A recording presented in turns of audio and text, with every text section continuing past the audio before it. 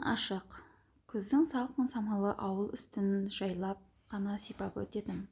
Таңғы уақытта қорадағы сиырдың мөңіреп, тауық қытқылдап, ауыл адамдарының күнделікті тіршілігіне кірісіп жатады.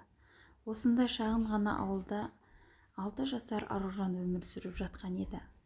Аружан үшін бұл ауыл бүкіл әлем. Ол үшін ауылдағы әткеншек, көрші қыздармен ойнайтын құмтөбе, өрістен қайтқан малды тамашалау күнделікті қызық. Бірақ оның кішкене жүрегіндегі бір ғана ерекше аңсар бар еді. Ол шоколад жеу. Ас бөлмедегі биік шкафтың үстіндегі сөреде бір әдемі қорап тұратын. Қызыл, көк, алтын түсті оралған шоколадтар күн сәулесі түскенде жылтырап көзді арбайтын. Аружан талай рет анасына жалынатын. Анашын, біреуін ғана берші.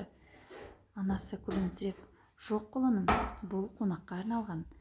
Сен кейін жейсің, балаларға көп тәтті жеуге болмайды, деп қысқа қайратын. Қыздың кірпігі дірілдеп, көзі жасаурап қалатын. Бірақ ол анасына қарсы сөз айта алмайтын. Кішкентай ғана жүрек іштей ренжіп, неге қонаққа болады да маған болмайды? Мен де тәтті жегім келеді ғой, деп айтатын. Әрдайым солай деп ойлайтын. Ауылға жиі қонақ келетін. Қазақи үйдің заңы сол, қонақсыз күн болмайды. Әр қонақ келген сайын анасы Сағила әлгі қорапты салтанатпен шығаратын. Қонақтар күлкі аралас әңгіме айтып отырып, дастарханнан шоколад алып ауыздарына салғанда, Аружанның көзі соған қадалып қалатын. Анашым, маған да біреуін берші, деп сыбырлайтын.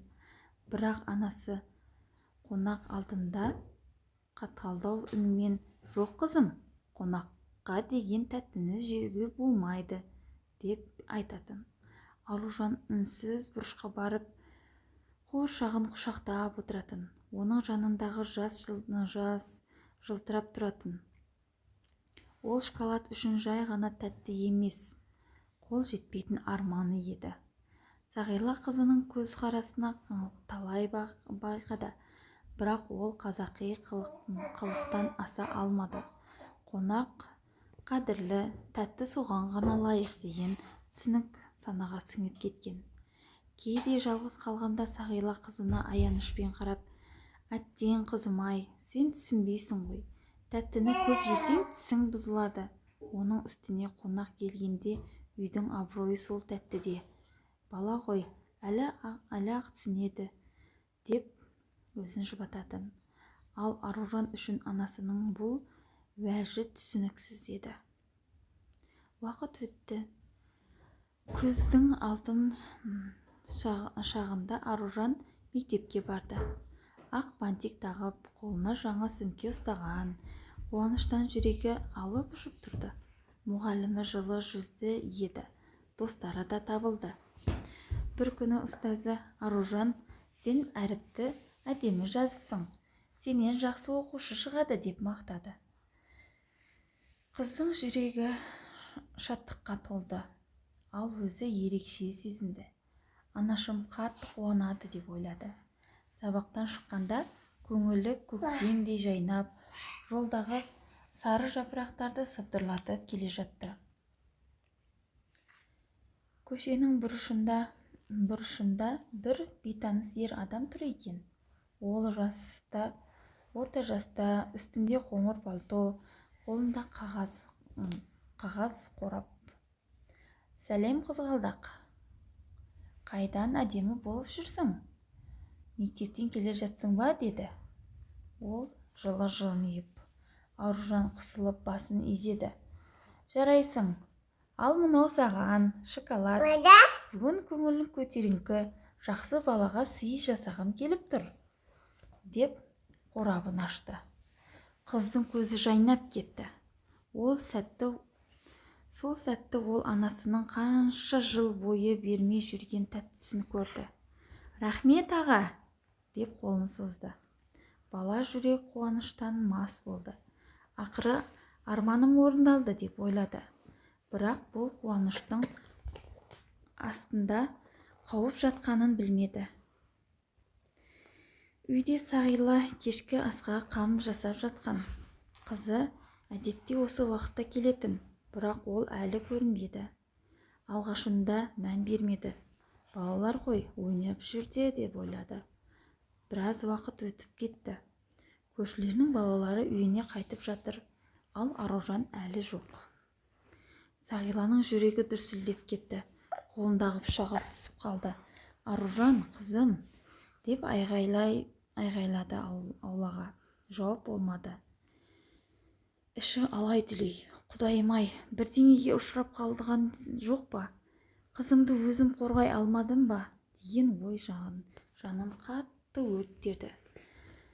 Кешкі ауыл абыр-сабыр болды. Ер адамдар қолына шам алып, көшелерді аралап, әйелдер топтап әр үйді қарап шықты. Сағила көз жасын тоқтата алмай қолын көкке жайды.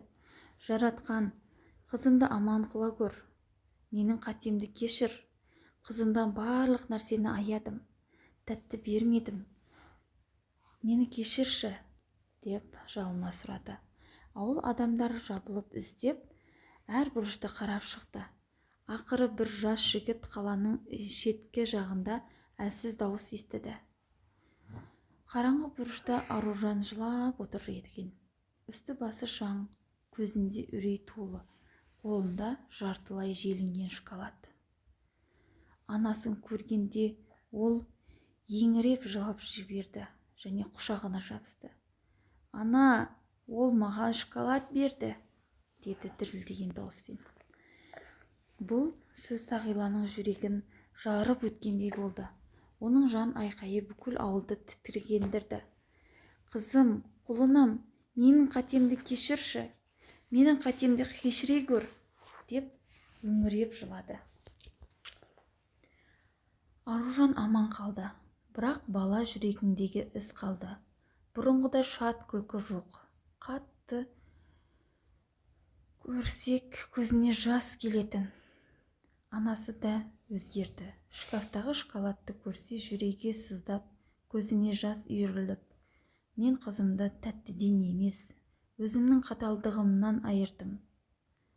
Өз қолыммен бөтеннің алдауына итеріп жібердім, деп күнде іштей қайсылатын. Жылдар өтті. Аружан есейді, өз балалар дүниеге келді. Ол ешқашан балаларынан тәтті қызғанбады. Қонақты сылтын қонаққа сақтамай, әуелі балаларға ұсынды. Әрқашан арманыңды жасырма құлыным, бөтеннің қолындағы тәттіні де, бөтеннің арбауына да түспе. Ананың көңілі мейірімді, деп өсиетін айтты. Сағила болса, әр намазында қателігімді кешірші деп жалбарынумен өтті. Өмірдің ең ауыр сабағын кеш түсінді. Бұл оқиғада бір қарапайым нәрсе, шоколад, үлкен қайғыға әкеліп соқты. Үлкен қайғыға себеп болды. Тәтті, жай ғана тәтті емес, ол баланың аңсары, ананың қатесі, өмірдің сабағы, берген көңіл көлеңкесі болып қалды. Сондықтан балаларымызға дұрыс тәрбиемен қатар жақсы ақылымызды айтып, жаманның етегіне ермеуге кеңес береміз.